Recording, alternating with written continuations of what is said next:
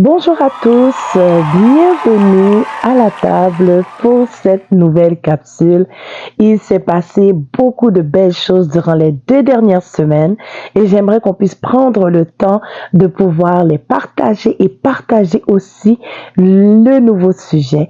Donc, bienvenue à la table La Familia et très heureuse de vous revoir. Are y'all ready for this?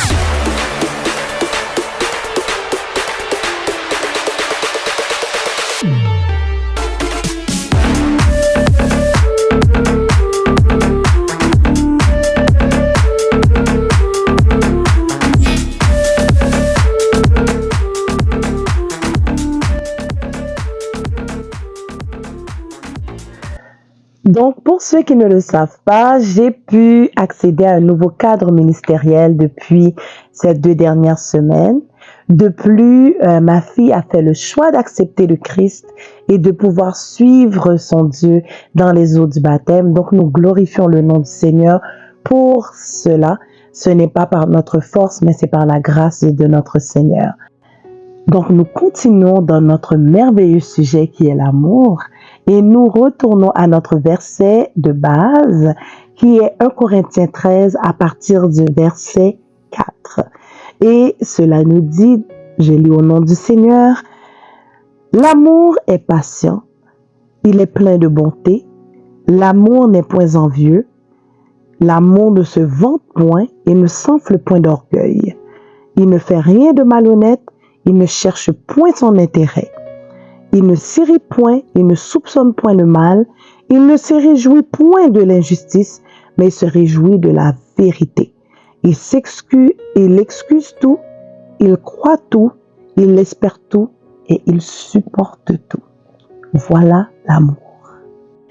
Lors des mariages, lorsqu'on veut parler de l'amour dans la Bible, on va souvent aller directement à Cantique des Cantiques ou à 1 Corinthiens 13 directement. Simplement, ce que je voulais qu'on puisse considérer, c'est que lorsqu'on regarde le passage de 1 Corinthiens 13, on ne considère pas que dans 1 Corinthiens 12 et 1 Corinthiens 14, on parle des dons spirituels. Donc, autrement dit, on parle du parler en langue, on parle de tous les dons de la prophétie, du pastoral, on parle de tout ce que l'Éternel peut nous donner.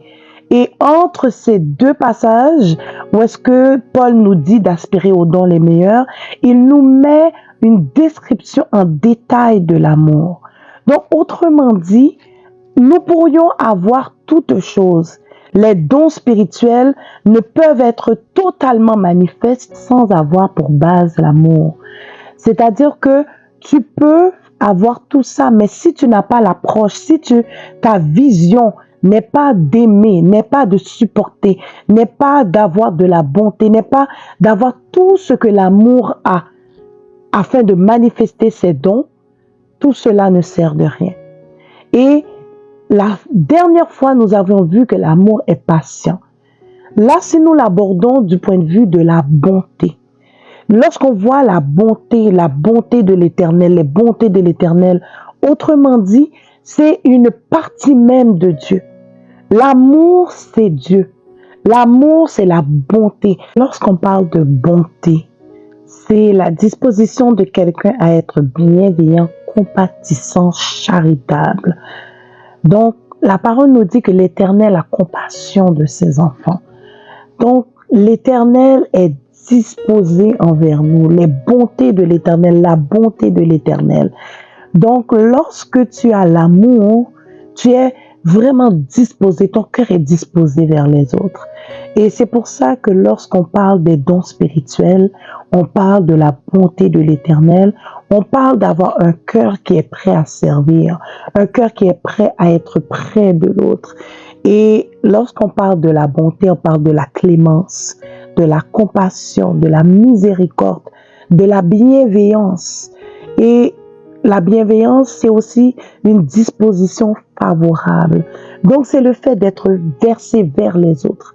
Ce que j'ai remarqué depuis quelques années, c'est-à-dire que la société nous pousse à être de plus en plus durs les uns envers les autres, que ce soit dans les films, que ce soit dans les séries, on nous montre la compétition, on nous montre des meurtres, on nous montre toutes sortes de choses qui nous rendent vraiment moins tournés vers les autres, beaucoup plus durs.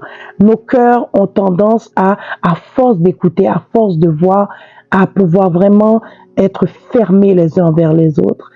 Même pour faire le bien autour de nous, ça devient de plus en plus difficile. On va penser que la personne essaie de nous rouler, on va penser que la personne essaie de nous voler notre argent.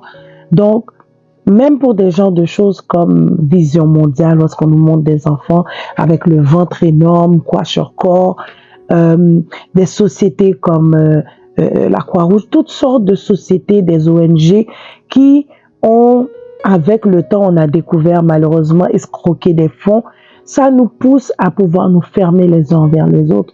Cependant, Dieu ne désire pas cela pour nous. Dieu veut réellement que nous puissions être tournés les uns envers les autres. Et à la croix, le plus grand sacrifice a été fait. Où est-ce que Dieu est venu et dans sa bonté, dans son amour, il est venu mourir à la croix pour nous.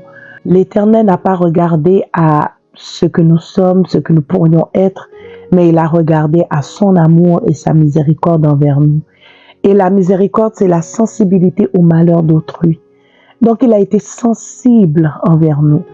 Et la sensibilité, ça se travaille. L'Éternel nous dit dans sa parole que si nous avons un cœur de pierre, nous pouvons prier afin que l'Éternel nous donne un cœur de chair. Donc, je ne nous invite pas à être naïfs, mais je nous invite à pouvoir avoir un cœur les uns envers les autres.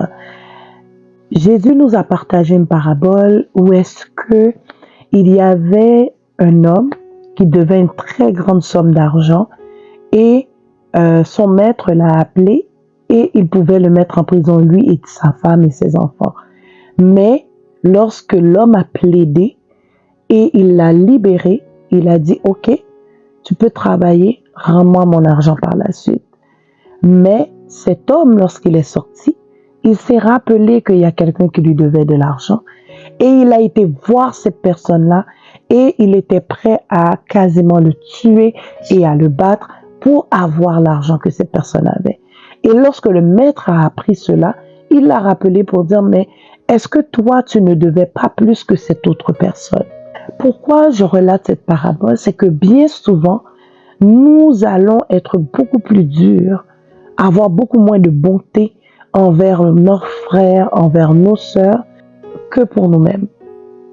Autrement dit, 2 poids, 2 mesures. Ce que moi je fais, ça passe. Mais quand toi tu le fais, c'est la fin du monde. Et c'est là où est-ce que Dieu n'est pas là-dedans. Et c'est là où est-ce que Dieu nous a montré que lorsqu'il est mort à la croix, il est mort pour nous tous de la même manière.